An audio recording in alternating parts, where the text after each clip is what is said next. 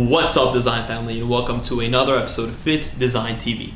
On today's episode, we'll be going through a brief comparison of the 2018 11-inch iPad Pro and the 2018 12.9-inch iPad Pro through the eyes of a sportswear, fashion, or apparel designer.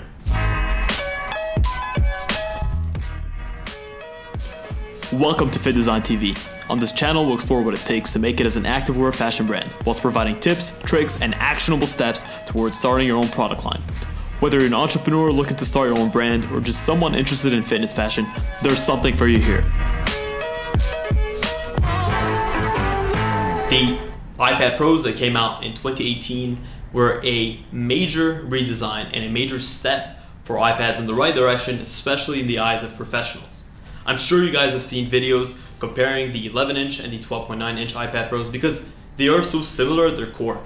I want to get it out right in the way that both of these iPads are carrying pretty much the same internals, from the screen PPIs to the overall processor that they're using to the graphics cards to pretty much most of the internals are copy paste between both the iPads. So where does that leave us with in terms of how to decide between the 12.9-inch and the 11-inch?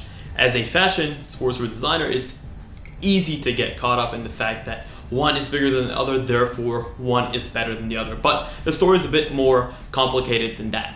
And each of these iPads will definitely serve a different purpose when it comes to your specific workflow. And I'll take you through 3 key points that I personally see and evaluate within my own workflow as to why I gravitate towards one or the other. And here at the office, we use both types, and they both have their specific applications in a design setting. So we'll go through the 3 key points, which are portability, productivity, and affordability. So the first, portability. I think portability is a no-brainer with this one. Both of the iPads are a very similar form factor in terms of their proportions, but one is larger than the other, with 12.9 being definitely larger than the 11-inch. What I love about the 11-inch is it's a major upgrade on last year's version, which was the 10.5-inch, which was one that I also used to use personally. And they managed to increase the screen by 0.5 inches while retaining the exact same footprint, which is awesome, which gives you a lot more room to work with without increasing the mass. Same thing for the 12.9-inch. Without taking too much credit away from the 12.9-inch, they've managed to keep the same screen size, but drastically reduce the footprint off of previous years' iPad Pros, which were honestly a bit on the large side. So from a portability standpoint, both are steps in the right direction, but the iPad Pro 11-inch just is going to edge out the 12.9 because of its smaller form factor, whilst still remaining a lot of the same internals that we see in the 12.9-inch. It's just easier to carry with one hand. It's easier to take from space to space. It takes up less room in your bag and your accessories or whatever it may be. And in general, it's just a lighter and more accessible product. So that's a no-brainer there. When it comes to portability, in my opinion, the 11-inch iPad Pro definitely has the edge. Now we're gonna look at your productivity. And this is a bit of a double-edged sword because you can be productive in more ways than one. The easy way to go about productivity is, with a 12.9-inch iPad Pro, I have more screen real estate, therefore I have more room to work. And that's correct, especially when using the Apple Pencil and using programs like Procreate. You're able to get a lot more done within the same amount of iPad, if that makes sense. I find myself, once I'm using the 12.9-inch, zooming in, zooming out a lot less, and having the flexibility to keep my artboard as is, versus the 11-inch, where you're going to find the toolbars and a lot of the additional features that are surrounding your artboard, they're going to take up a lot more space proportionally, where you're going to find yourself zooming in, zooming out a lot, and that might impede your workflow slightly. So in that case, it's definitely a one-up for the 12.9-inch iPad Pro. But productivity also comes in other ways. It's how easy is it to get your iPad up and running. With the 11-inch, it's a much smaller form factor, whether you're working on crowded space. What I typically like to do is I'll have it as a second screen. I'll be working on my MacBook and I'll have the 11-inch iPad Pro on the side. Because it's much smaller, it just does not feel as bulky or as intrusive into my space, and that allows me to get more work done.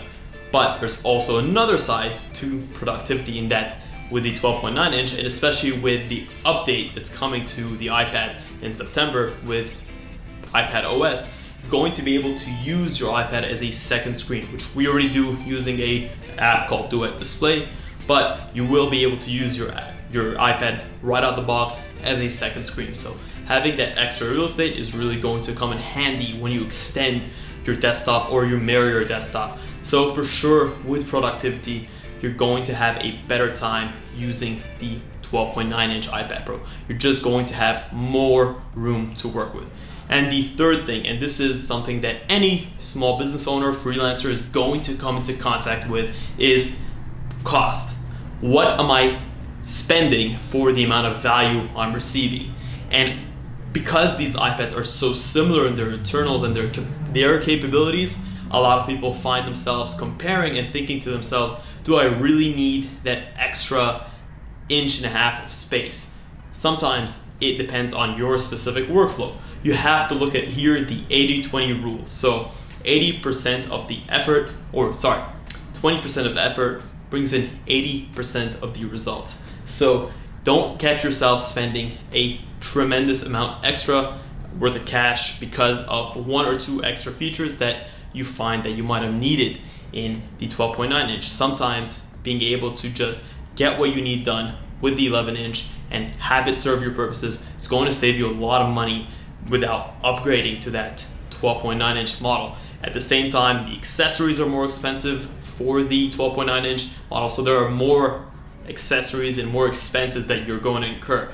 But if you do find that you need that full keyboard capability, which I love about the 12.9 inch as opposed to the 11 inch, which is a smaller form factor, or you need that extra screen real estate, then maybe spending that extra amount of dollars is going to come in handy. But understand at the end of the day that both of these iPads are great design tools. They're going to really allow you to further your craft, to do things a lot more efficiently, to share your work in a much more fluid and dynamic way because you're just constantly connected and you're using a piece of hardware that just works. I highly recommend both. My personal opinion is I love the balance that you're getting with the 11 inch, where you're getting a good and decent screen size that is more or less workable for any project that you're doing from start to finish, and you're getting that portability, you're getting it at a better cost, and an overall much more sleek and great form factor. So that's basically it. I just wanted to give my quick opinions from a unique perspective as a sportswear designer. Hopefully you guys have found this interesting or useful. If you want to see us review or recommend other tools that we also use in our workflow, such as computers, peripherals, or any other accessories that you think designers or fashion designers might use, please do feel free to drop it in the comments below. It's always a pleasure to hear from you guys. Thank you so much for tuning in to FittDesign TV, and stay awesome.